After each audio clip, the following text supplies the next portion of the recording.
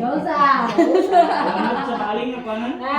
สวัสดีครับคุณเลวมาแล้วครับคุณเลวมาพัทยาแก้เหงาผมขอลาแก้ผ้าผมขอทีได้เปล่าขอทีได้เปล่าขอทีได้เปล่าขอทีได้เปล่าเลี้ยงหมาชื่อมันกันเลี้ยงปลาชื่อปองแปมเลี้ยงไก่ชื่อแซมเลี้ยงนกชื่อแบมแบมไม่ฝึกคอมพิวเตอร์ซี่ไม่ฝึกเบอร์เลยไม่ฝึกในชื่อมิสซี่ไม่ฝึกชอบไปแบบนี้